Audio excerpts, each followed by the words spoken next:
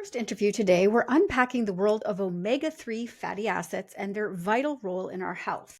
Surprisingly, 2 out of 5 Canadians aren't getting their fill of these essential fats. To help us understand the importance of omega-3s and how to make sure we're including enough in our diets, I'm joined by naturopathic Dr. Colleen Hartwick on behalf of Roots Herbal. So let's get into it. Welcome back to What She Said, Dr. Hartwick. Thank you so much for having me back. I'm happy to be here. So we've known that omega-3s are important for a long time and that most of us are lacking in it. How much do we need daily? Yeah, so sort of most recent stats from Statistics Canada, 40% of Canadians are not getting enough omega-3s either through diet or through supplementation.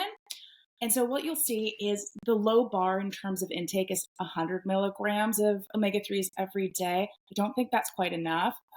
More up-to-date research is suggesting at least 500 milligrams combined of two important omega-3s, EPA and DHA.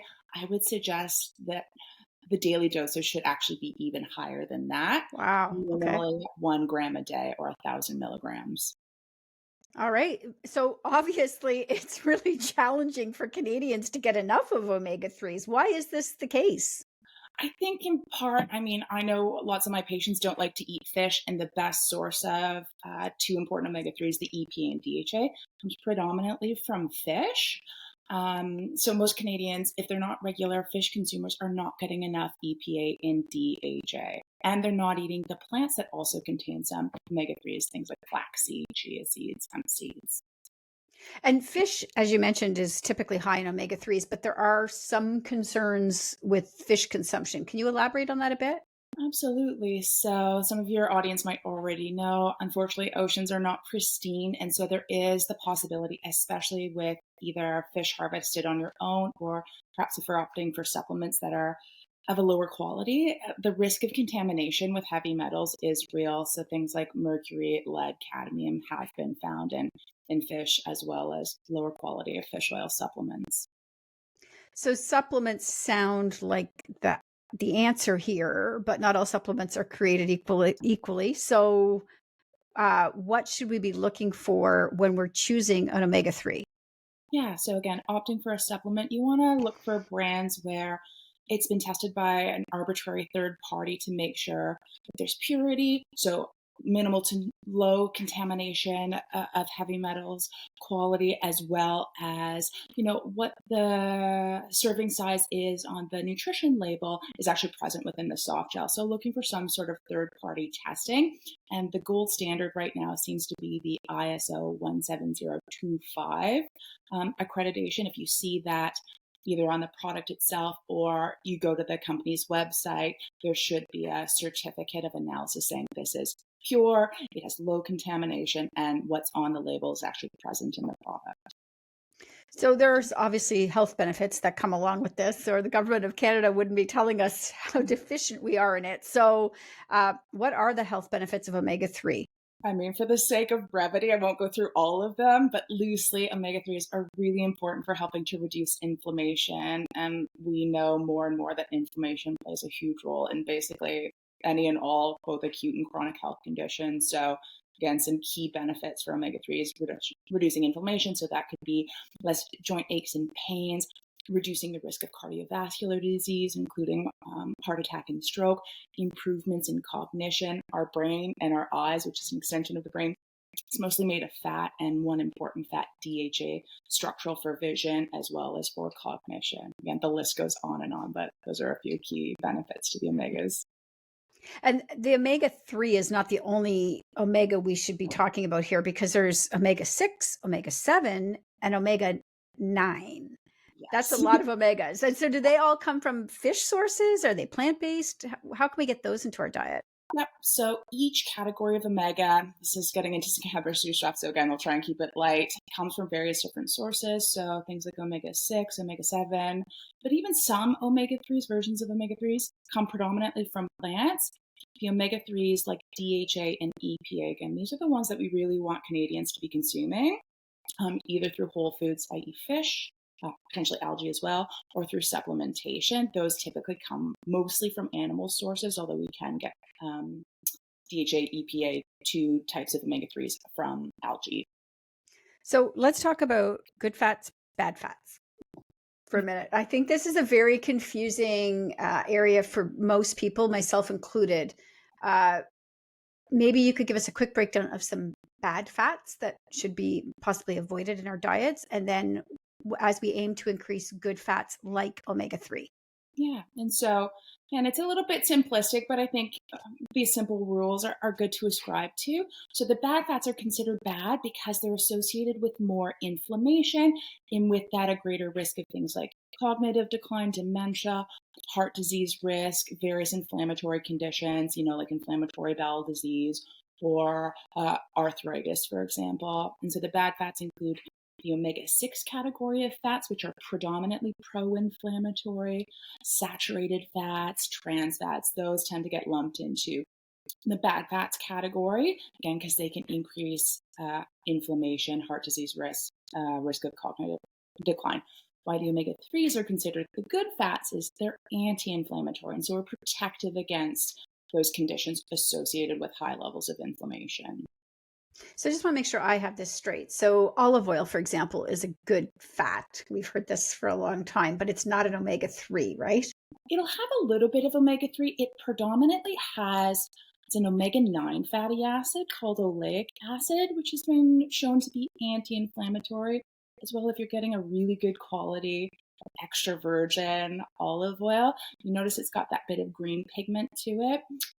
That green pigment is reflective of the fact that there's lots of antioxidants present, as well as the anti-inflammatory omega-9 fatty acids. When people go into their natural food health store, what should they consider when choosing omega-3 supplements? You mentioned a little bit about how it's tested.